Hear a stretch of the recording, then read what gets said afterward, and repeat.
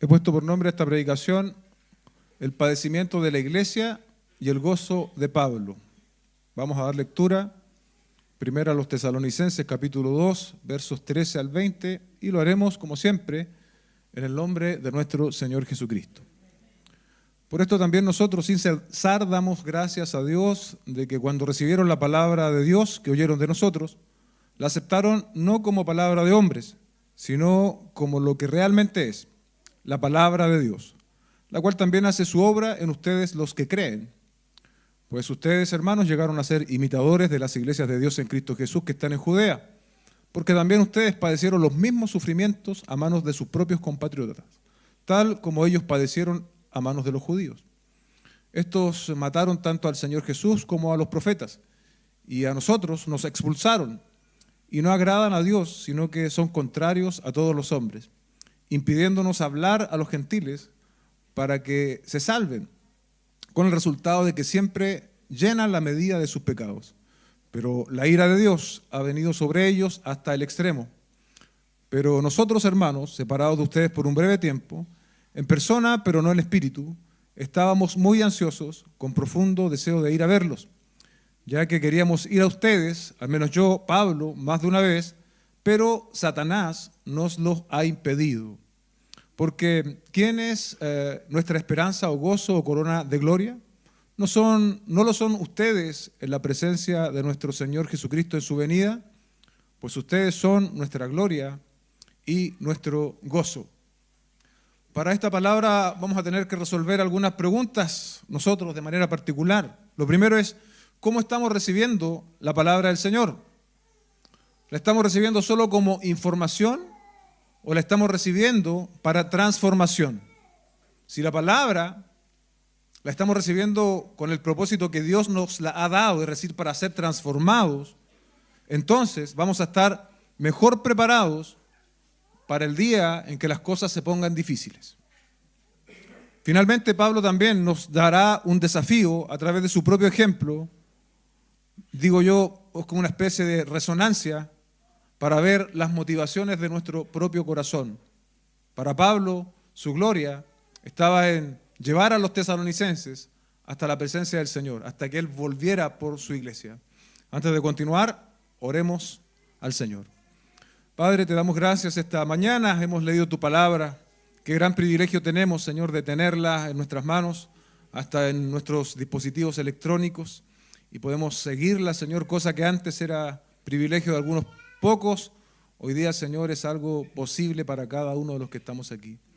Bendice este tiempo, Señor, en tu palabra. Abre tú nuestro entendimiento, confronta nuestro pecado, Señor, y que esta semilla de transformación que es tu palabra haya en nosotros buena tierra, Señor, para gloria y honra de tu nombre. Te lo pedimos a través de Cristo. Amén y amén. El primer punto de nuestra enseñanza esta mañana es fieles receptores de la palabra, y esto lo hemos leído en el verso 13, donde dice, por esto también nosotros sin cesar damos gracias a Dios de que recibieron la palabra de Dios que oyeron de nosotros. Pablo, iglesia, por segunda vez en nuestra epístola, o en la epístola a los tesalonicenses, da gracias al Señor. Y esta gratitud es particular porque es en respuesta a los avances espirituales de la iglesia en Tesalónica. No es una oración que Pablo diga para pedir alguna reforma en la iglesia, sino que es una oración que él escribe en este caso para dar gracias al Señor por alguna evidencia del Evangelio en la vida de la iglesia. La primera oración que Pablo hizo y quedó escrita y registrada para nosotros, la leímos hace algunas semanas.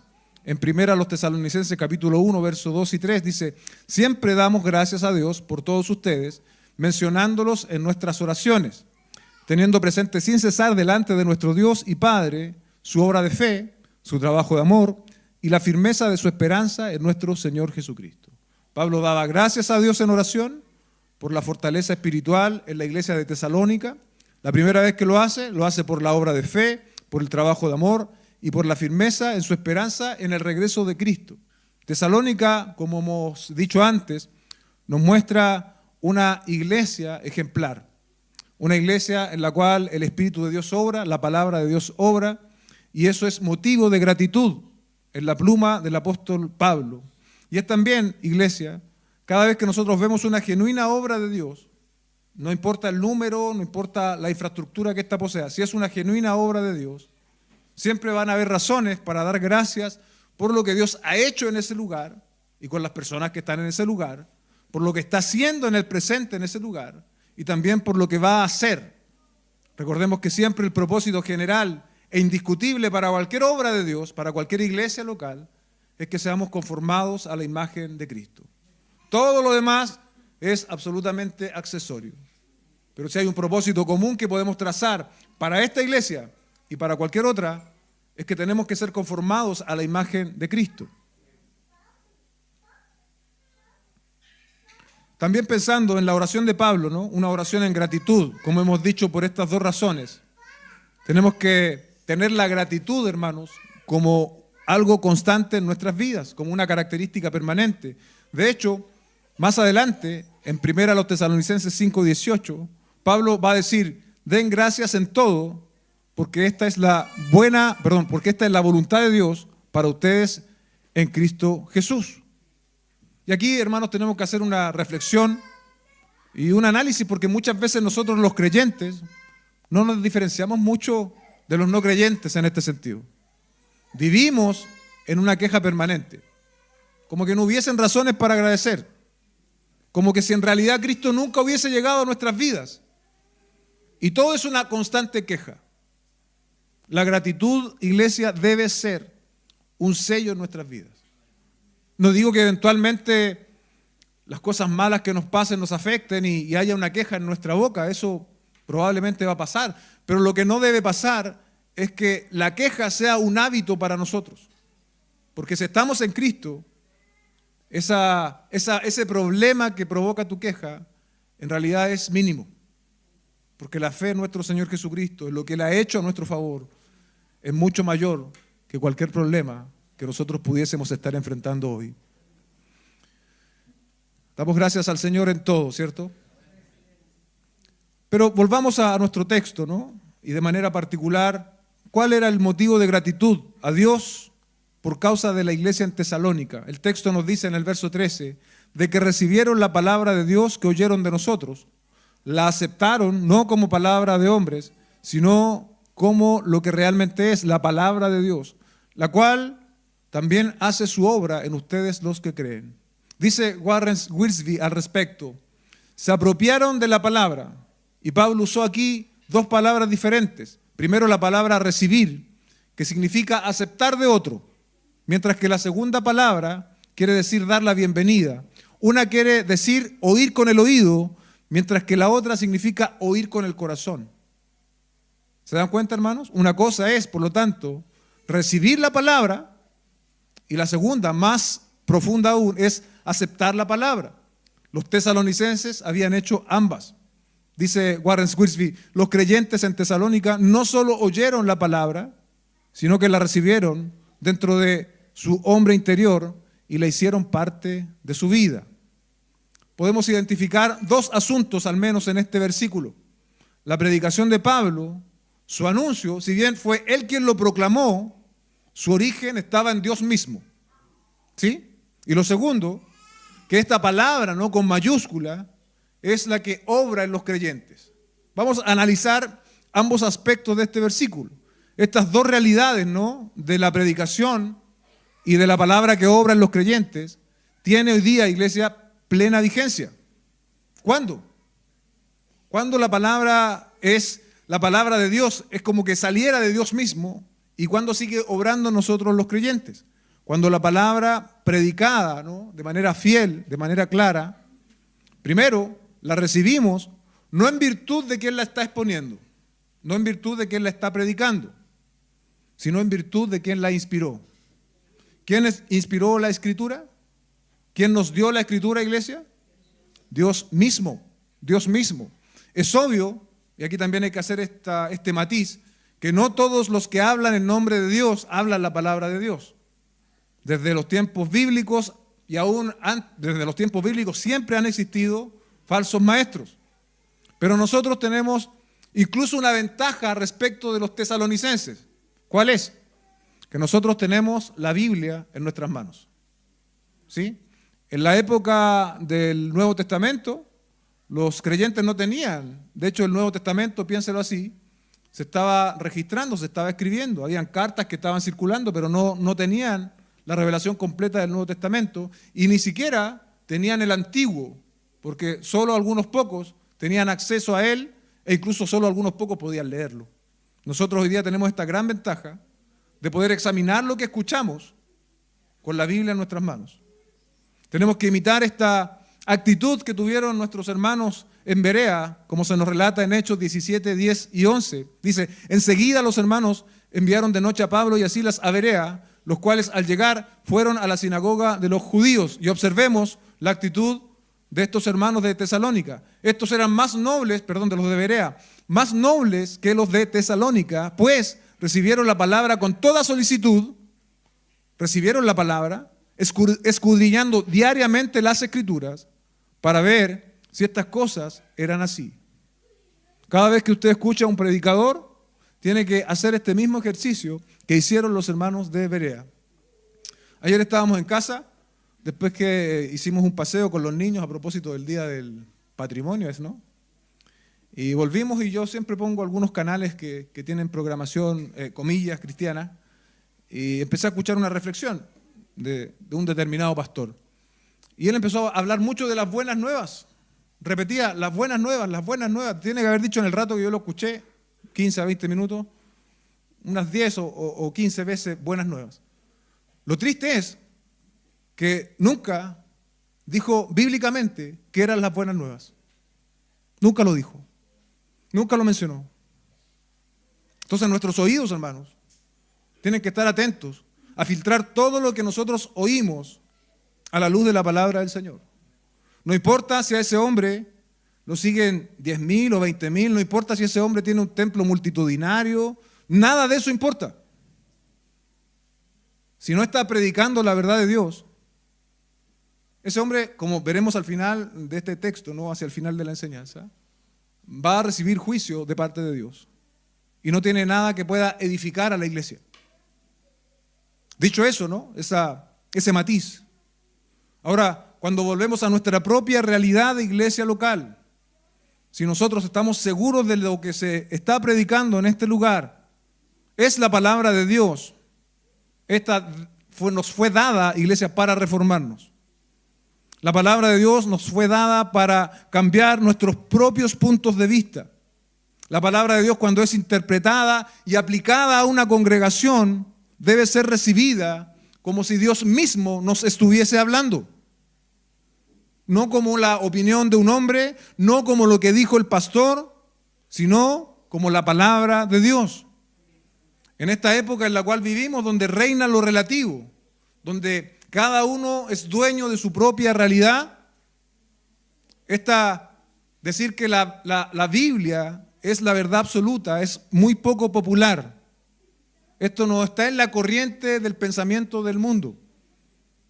Pero para nosotros los creyentes, bien digo, la palabra de Dios es la verdad y es a la cual nosotros debemos adherir. Y es el medio de transformación que utiliza el Espíritu Santo para cambiar y para reformar nuestros pensamientos. La palabra de Dios entonces, amados hermanos, debe cambiar toda nuestra vida. Y estamos siendo cambiados en la medida que nos exponemos a la verdad y la incorporamos, nos sometemos a ella. Nuestra voluntad debe ser afectada por la palabra de Dios.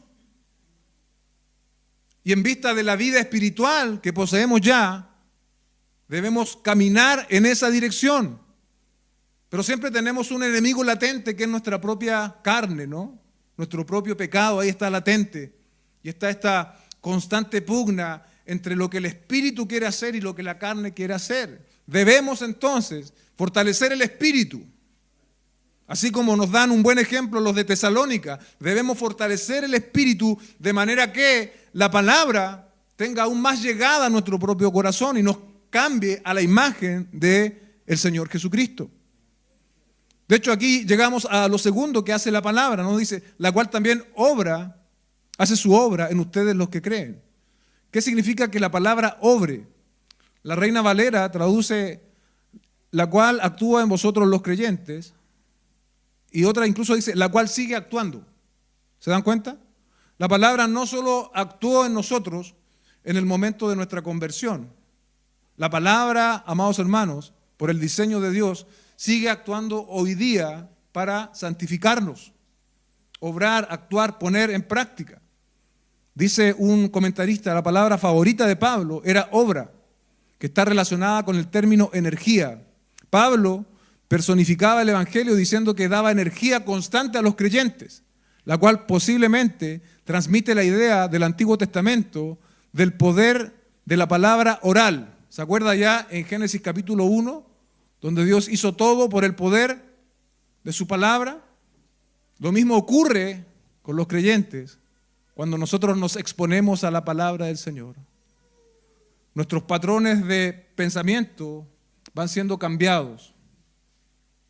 Van siendo cambiados, no conforme a la idea de la iglesia en particular, sino conforme a los pensamientos de Dios revelados en su palabra. Filipenses capítulo 2, versos 12 y 13, se aplica de manera justa a lo que estamos hablando esta mañana. Dice, así que, amados hermanos, tal como siempre han obedecido, no solo en mi presencia, sino ahora mucho más en mi ausencia, escucha esta parte, ocúpense en su salvación con temor y temblor. ¿Quién debe ocuparse de la salvación? En este caso, los filipenses, ¿no? Pablo les dice, ocúpense, ustedes, de su salvación con temor y temblor. Pero observen conmigo lo que dice el verso 13. Porque Dios es quien obra en ustedes, tanto el querer como el hacer para su buena intención. Aquí está la perfecta combinación entre la responsabilidad que tiene el creyente de santificarse y Dios mismo que nos da las herramientas, el escenario para poder hacerlo. Porque Dios es quien obra en ustedes, los creyentes, también como dice nuestro texto en Tesalónica, tanto el querer como el hacer para su buena intención. ¿Y sabe cuándo nosotros vamos a manifestar que la palabra de Dios nos está afectando? ¿O cuándo debiésemos demostrarlo? En toda nuestra vida. En un rato más, cuando tengas una discusión o un desacuerdo con tu esposa, con tu esposo, cuando a lo mejor un hijo te desobedezca, cuando vayas conduciendo en tu auto y se te cruce un motociclista y te insulte de paso, mañana cuando vayas al trabajo, en la semana que sigue, cuando seas tentado en tu debilidad, la palabra de Dios debe seguir actuando en nosotros los creyentes. En términos más amplios, ¿no? En la cotidianidad de la vida, la palabra debe seguir actuando en nosotros. Porque ¿sabe qué? Aquí en estas cuatro paredes, todos somos buenos cristianos.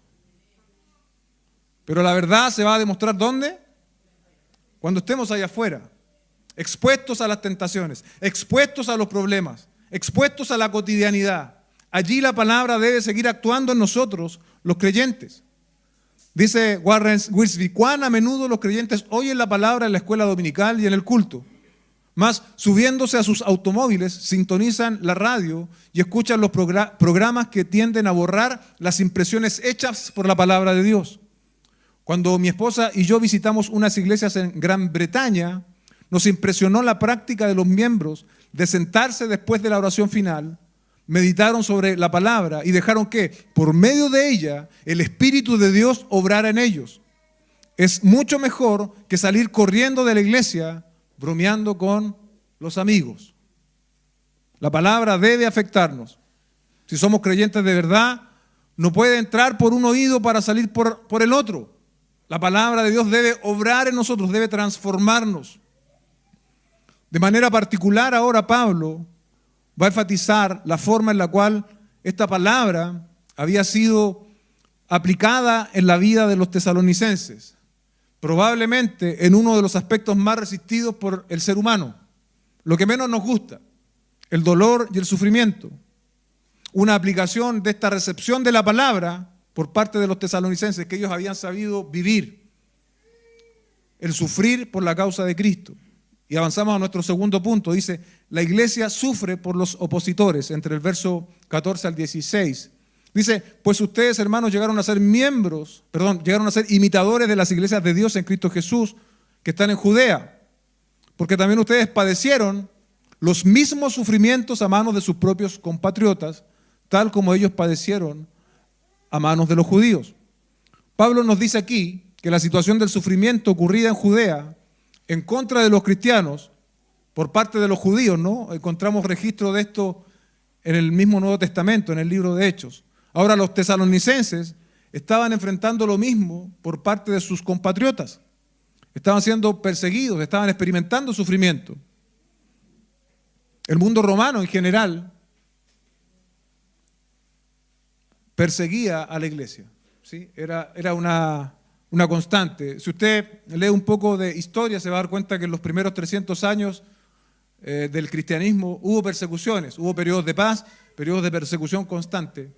Pero esto comenzó con los propios judíos persiguiendo a los cristianos. Es más, el que escribió esta carta, y esto es maravilloso pensarlo, quien escribió esta epístola había sido un perseguidor de la iglesia, ¿sí?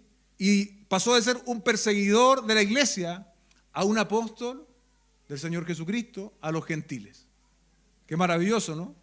Como Dios es capaz de hacer lo imposible. Dios es capaz de hacer lo imposible. Los santos en Tesalónica no solo eran imitadores del Señor y de Pablo, como vimos hace algunas semanas, sino también de los judíos creyentes en su experiencia de persecución, dice este comentarista. Los creyentes en Judea sufrieron a mano de los judíos y los de Tesalónica sufrieron a mano de los gentiles. Tenga presente incluso que esta persecución de los gentiles fue impulsada por los judíos no creyentes. Eso está ahí en Hechos capítulo 17. El versículo 15, Pablo señala qué fue lo que hicieron los judíos en particular. Dice, estos mataron al Señor Jesús como a los profetas. Y a nosotros nos expulsaron y no agradan a Dios, sino que son contrarios a todos los hombres. Verso 16, impidiéndonos hablar a los gentiles para que se salven, con el resultado de que siempre llenan la medida de sus pecados, pero la ira de Dios ha venido sobre ellos hasta el extremo. Para respaldar lo que Pablo está escribiendo acá, volvamos a Hechos capítulo 2, verso 23. Dice, este fue entregado, hablando del Señor Jesucristo, por el plan predeterminado y previo conocimiento de Dios. Y ustedes, dice acá el apóstol Pedro, ¿no? Y ustedes lo clavaron en una cruz por manos de impíos y lo mataron, haciendo referencia a ese ustedes al pueblo judío.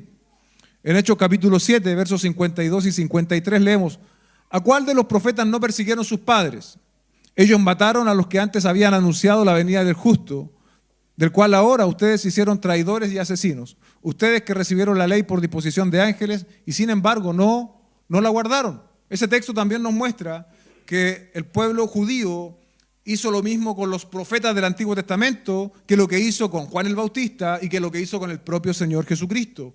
Se transformaron en detractores, en opositores del mensaje de Dios.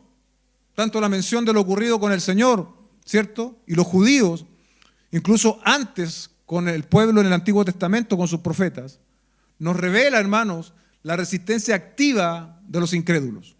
No es solamente que dejan ser, sino que activamente quieren callar el mensaje de Dios.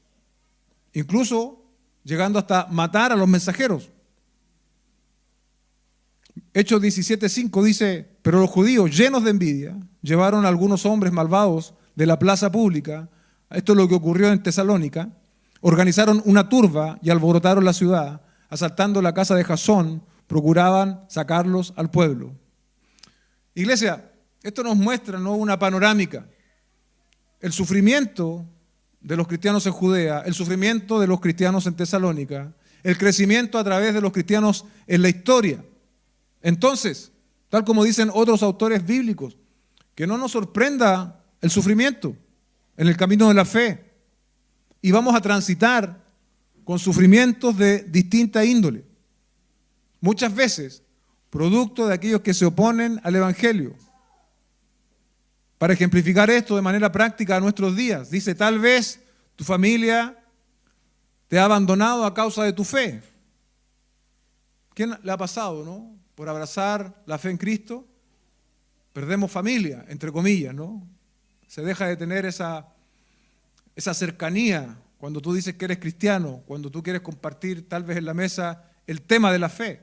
O quizás por el hecho de que seas creyente, le han dado a otro la posición que tú merecías en tu trabajo. Y yo pongo otro ejemplo, tal vez por el hecho de ser creyente, alguien puede hasta perder el trabajo. Estas experiencias duelen, pero no son solamente nuestras, hermanos. Otros creyentes están pasando por las mismas pruebas. Y muchos en otras partes del mundo se enfrentan incluso a dificultades mucho más grandes. ¿Se dan cuenta? Verso 16 dice, impidiéndonos hablar a los gentiles para que se salven, con el resultado de que siempre llenan la medida de sus pecados, pero la ira de Dios ha venido sobre ellos hasta el extremo.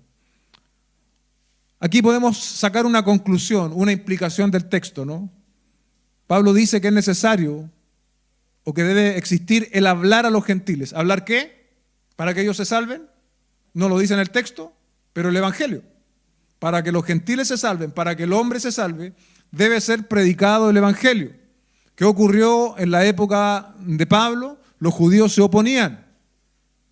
Y todos aquellos que se siguen oponiendo, va a ocurrir lo mismo que dice el texto, ¿sí? Todos aquellos que se oponen en contra del mensaje del evangelio van a recibir esto mismo que dice el texto. La ira de Dios ha venido sobre ellos hasta el extremo. Dicen los estudiosos de la Biblia que, bueno, ya hubo algo de esta ira de Dios sobre los que se opusieron. Cuando usted piensa en el pueblo de Israel, ha sido un pueblo que ha sufrido mucho. En el año 70, después de Cristo, fueron sacados, ¿no?, de Jerusalén y hubo mucha mortandad en ese entonces. Algunos piensan que dice relación con eso. Pero también hay un juicio de tipo escatológico. ¿Qué significa escatológico? De los últimos tiempos. Todos aquellos que se oponen al mensaje del evangelio, que se han opuesto a través de la historia y que se están oponiendo hoy mismo, si no se arrepienten, van a experimentar el juicio de Dios. La condenación eterna, hermanos. Dice el texto, con el resultado de que siempre llenan la medida de sus pecados. Es llamativa esa expresión, ¿no? Los que se oponen a la entrega del mensaje del evangelio es como que rebalsan el asunto de la pecaminosidad. Es decir, es algo muy serio. Dice primero a los Tesalonicenses 2:16, así en todo lo que hacen llegan al colmo de su pecado, pero el castigo de Dios vendrá sobre ellos con toda severidad, traduce otra Biblia. Desde que el evangelio fue revelado a través de Cristo, también aparecieron los enemigos de la cruz. Estos detractores son responsables delante de Dios y recibirán su justo juicio. Estos detractores, iglesias, son diversos, pero muchas veces incluso pueden llamarse pastores, pueden llamarse a sí mismos profetas o apóstoles, porque están entregando un evangelio distorsionado. Un evangelio distorsionado, diluido, no salva.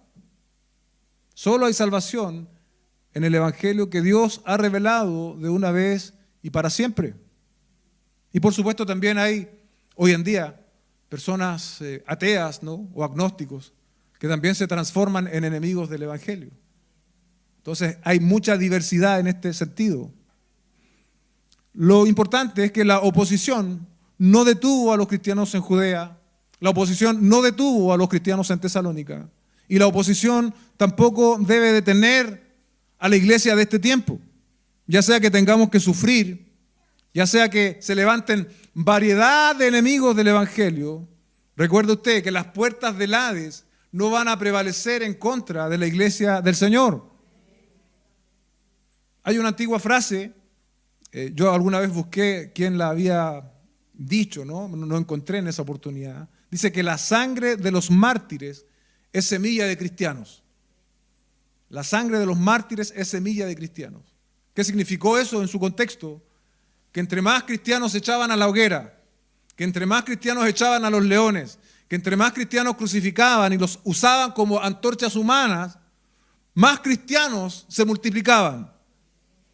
Es decir, el sufrimiento, la persecución, nunca ha detenido a la iglesia de Cristo, nunca ha detenido la proclamación del Evangelio. Y cuando nosotros miramos el estado de nuestra sociedad actual, los medios de comunicación, vemos que cada vez el asunto es peor. Cada vez el tema de Dios, el tema de la moralidad es más resistido. De hecho, hay una nueva moralidad según ellos, ¿no? Donde todo es aceptado, donde no hay problema si se casa un hombre con un hombre, una mujer con una mujer. No hay problema. Todo es en virtud del amor. El amor es lo importante.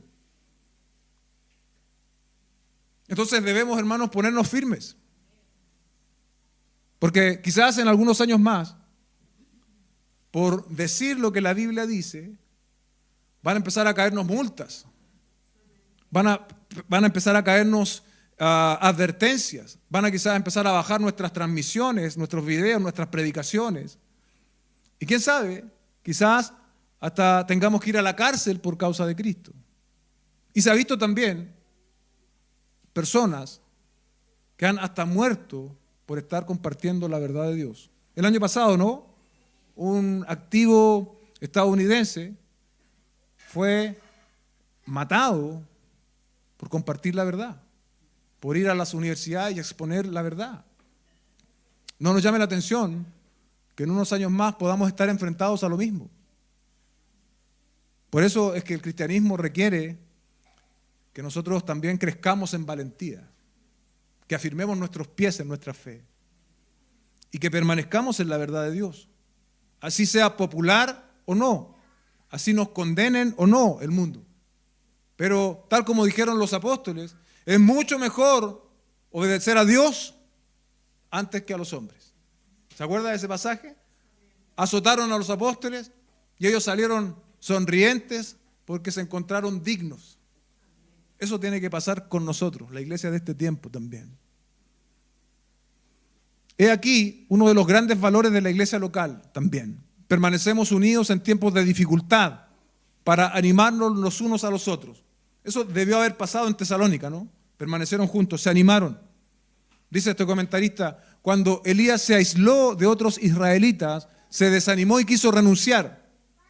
Una de las razones por las cuales Pablo envió a Timoteo que regresara a Tesalónica fue para que animara a los creyentes.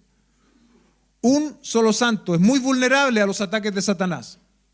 Nos necesitamos los unos a los otros en las batallas de la vida. Amén. Por último, nuestro tercer punto, ¿no?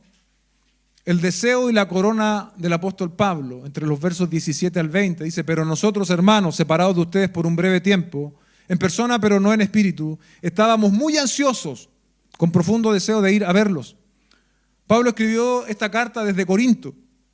¿Cuánto tiempo había pasado desde su visita? Bueno, no lo sabemos, pero dice el texto que fue un periodo breve. Recordemos que la iglesia en Tesalónica tuvo una respuesta particular a la predicación del Evangelio, que se manifestó, como lo hemos dicho repetidas veces, con abundante fruto. Esta distancia, dice Pablo, es física, pero no es espiritual. La iglesia está en su corazón. Y como está en su corazón, la iglesia está constantemente en su oración. Por eso utiliza la palabra en espíritu. Cuando Pablo dice, separados por un breve tiempo, en persona, pero no en espíritu, no pensemos en términos místicos, ¿sí? Como que Pablo se desdoblaba y no, nada que ver. En espíritu se refiere a que estaban en su corazón, en su preocupación, en su oración de manera permanente. Esta distancia, por lo tanto, era solo física, pero no espiritual. Podemos distanciarnos, hermanos, físicamente, pero podemos estar unidos espiritualmente cuando oramos los unos por los otros. Una buena manera de orar, o más bien por preocuparnos por aquel que lo está pasando mal, es orar por él. Orar por él. Es una manera efectiva de demostrar también el amor. Dice que estaba muy ansioso y con profundo deseo de reunirse con todos estos hermanos. Esta ansiedad, no, tenemos que hacer la aclaración, no es una ansiedad negativa, sino que es una ansiedad, digamos, buena. Una ansiedad que debiésemos también nosotros experimentar en nuestro contexto, en nuestra realidad. Y aquí nos tenemos que hacer una pregunta, hermanos. ¿Qué pasa con nosotros tal vez cuando por motivos justificados nosotros no podemos asistir a la congregación. ¿Experimentamos este sentir del apóstol Pablo? Esta ansiedad, este deseo.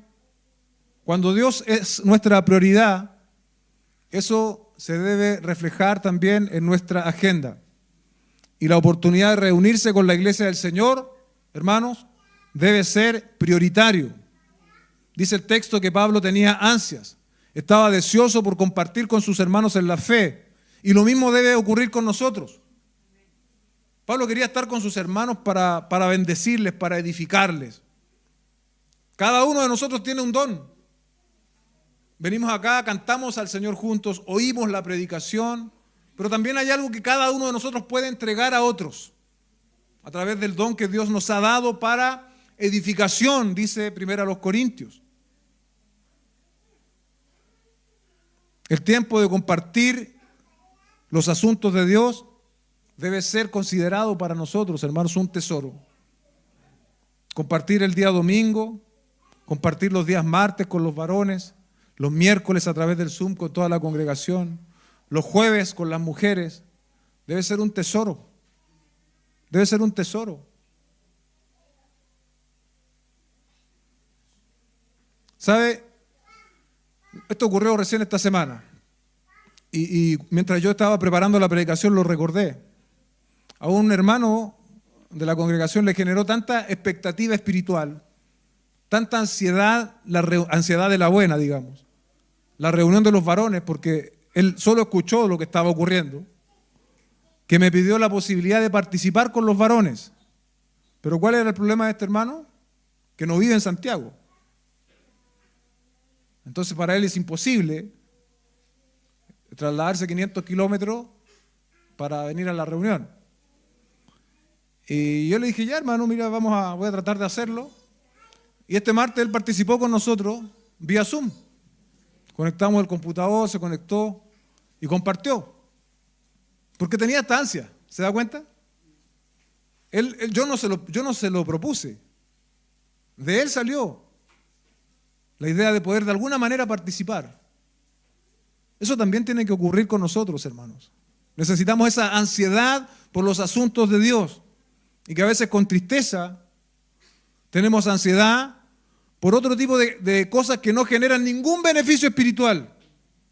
A lo más distraen tu mente y te dan la oportunidad de perder recursos de tiempo y dinero, pero tiene cero edificación. Y yo no estoy en contra de la distracción, del paseo, no. Pero yo digo que no puede ser que tengamos siempre tiempo y disposición para distraernos, para pasear, pero que el día domingo en la reunión sea algo absolutamente opcional. Eso no puede ser, hermano. Eso no puede ser. Lo opcional debe ser la recreación, pero la edificación es primero. Por el bien de tu alma te estoy diciendo esto. La edificación es primero. Tú te puedes distraer, podemos salir y es bueno porque compartimos con la familia, pero nada sustituye la edificación que recibimos a través de la palabra del Señor. Te vas a distraer 1 o 2 horas y eso va a quedar allí como un buen recuerdo. Gloria al Señor. Pero la semilla de la palabra del Señor, cuando tú la recibes como lo que es, como lo hicieron los tesalonicenses, produce fruto permanente. Cuenta una historia, Warren Wiersbe. Dice, me acuerdo de una pareja joven a la que quise ayudar en una de mis iglesias. Tenían un hijito simpático, pero eran muy descuidados en su asistencia a la iglesia y a la escuela dominical. Cuando visité el hogar me di cuenta la razón. El padre quería más dinero, así que trabajaba los domingos para ganar el doble por hora. Él no tenía que trabajar en el día del Señor, pero amaba el dinero más que la palabra de Dios. Ganó más dinero, pero nunca pudo ahorrarlo. El pequeño se enfermó y el dinero extra se gastó en doctores. Finalmente, la gloria del apóstol Pablo, los versos 18, dice, ya que queríamos ir a ustedes, al menos yo Pablo, más de una vez, pero Satanás nos ha impedido, más bien el impedimento antes de la gloria. Dice, Pablo hizo planes, ¿no?, para tener la oportunidad de volver a Tesalónica, pero Satanás se lo impidió. No sabemos con exactitud de qué manera Satanás impidió el retorno de Pablo a los tesalonicenses.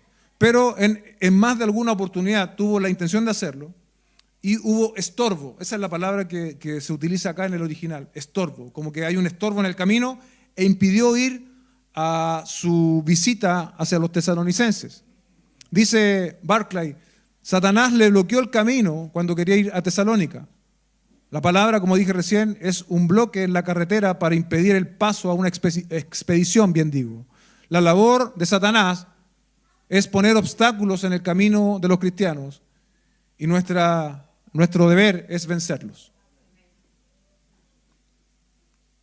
Satanás, y aquí también hay que hacer esta aclaración, solo puede impedir lo que Dios le permite impedir. ¿Sí? Satanás solo puede impedir lo que Dios le permite impedir. O dicho de otra manera, Satanás puede hacer solo lo que Dios le permite hacer. ¿Sí?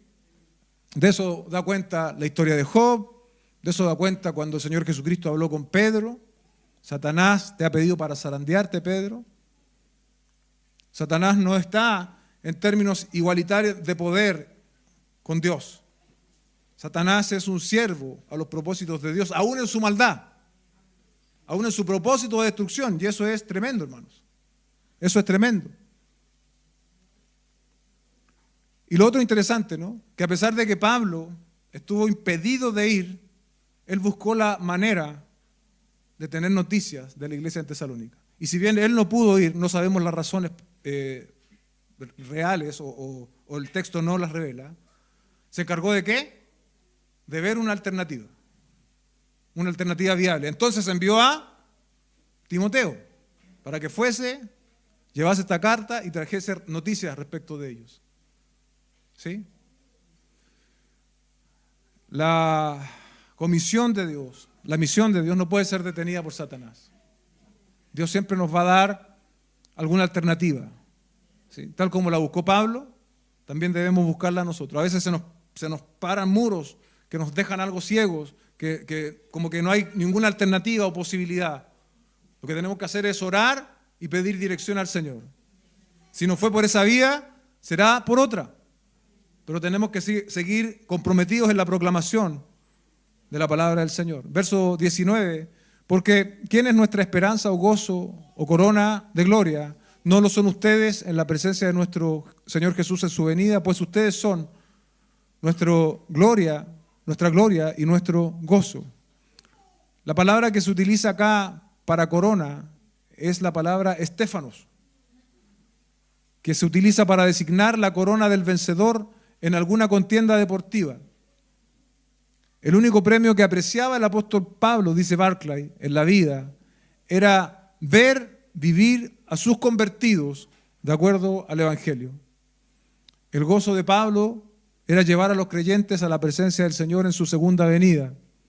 Así como muchos hoy día se gozan, se ufanan y se enorgullecen en sus grandes templos, en sus grandes casas, en sus cuentas bancarias, en su profesión, la esperanza, la corona de Pablo era conducir a estos hermanos al encuentro con el Señor. Pablo estaba enfrentando problemas en Corinto, los tesalonicenses también. Pero ¿sabe lo que Pablo hace? Y es también lo que debemos hacer nosotros en los conflictos, en los problemas. Poner su mirada por delante, por las cosas que están delante. Pone su mirada en la segunda venida del Señor. Cuando estamos atravesando por el valle de sombra de muerte, tenemos que poner nuestra mirada en las cosas del Señor. Y no solo la mirada, sino también el actuar. Así lo hizo Pablo, así lo hicieron los tesalonicenses. Así también lo debemos hacer cada uno de nosotros. Poner nuestra mirada en las cosas eternas, porque lo eterno va a permanecer. Pero todo lo pasajero de este mundo aquí se va a quedar, hermanos. Y tenemos que preguntarnos hoy día, ¿cuál es nuestro gozo? ¿Cuál es nuestra corona? ¿Está en los negocios de nuestro Padre Celestial, como respondió el Señor Jesucristo siendo muy joven? ¿O nuestro gozo está en las cosas pasajeras de este mundo, que finalmente, como dije recién, van a desaparecer por completo? El verso 20 es como una especie de respuesta, ¿no?, al verso anterior. Dice, pues ustedes son nuestra gloria y nuestro gozo.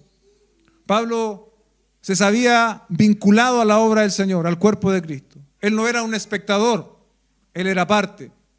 Y como era parte, se gozó en ver cómo Cristo había alcanzado a estos hermanos y la transformación espiritual que ellos estaban viviendo y cómo seguían creciendo. Vinculémonos, iglesia, seamos parte. Tenemos que salir de nuestro metro cuadrado y conectar con otros hermanos en la fe. Entonces la iglesia local a la cual tú asistes hoy comenzará a ser también, como lo fue para Pablo, motivo de gloria y de gozo, pues es el cuerpo de Dios donde Él te ha incorporado. Comienzas a ser testigo del milagro, no solamente en términos personales, lo que Dios ha hecho conmigo, sino también lo que Dios está haciendo en las vidas de otros. Y te gozas por ello, te alegras por ello. Si algo bueno pasa, es como si me pasara a mí. ¿Sí? Si algo bueno pasa, es como si me pasara a mí. Y si a alguien está pasándolo mal, es como si también lo estuviera sufriendo yo. Esa es la dinámica del cuerpo de Cristo. A esa dinámica debemos aspirar, hermanos. Y no es una transformación que va a venir solo por querer hacerlo.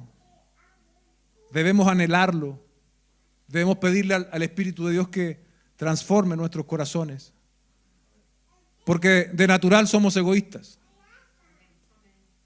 De natural nos cuidamos a nosotros mismos y a nuestras familias. Pero la experiencia de la Iglesia de Cristo es una experiencia donde ya no existen esas barreras. Donde somos hermanos en virtud de la obra de Cristo. No por nuestros apellidos, no por nuestra nacionalidad, no por los recursos económicos que podamos ostentar, sino que somos hermanos en virtud de la obra de Cristo. Cuando los creyentes en Tesalónica leyeron esta carta, deben haberse animado tremendamente, dice un autor. Estaban pasando por persecución y sufrimientos terribles, y quizás algunos de ellos estaban tentados a dejarlo todo. No renunciéis, Pablo los alentaba. Asíos de los recursos espirituales que tenéis en Cristo Jesús. Tenéis la palabra de Dios en vosotros, el pueblo de Dios alrededor de vosotros y la gloria de Dios delante de vosotros. No hay necesidad de volverse atrás. ¿Escuchó bien?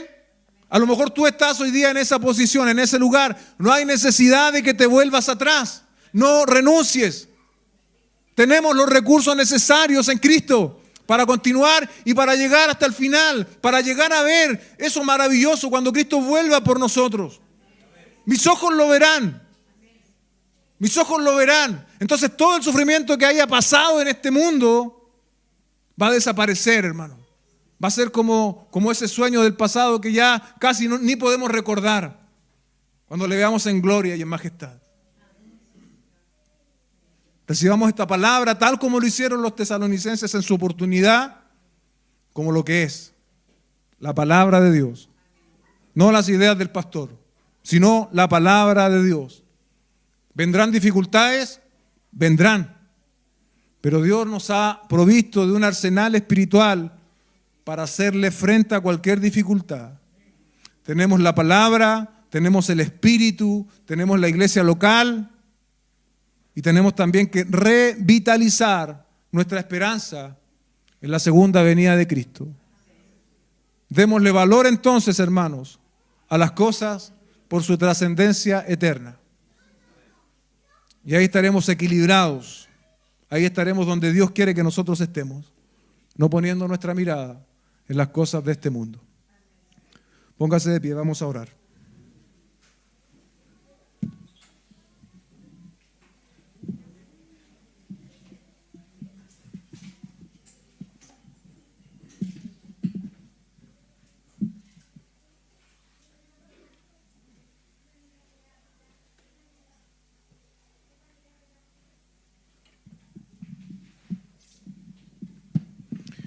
Cierre sus ojos, hermanos, oremos al Señor.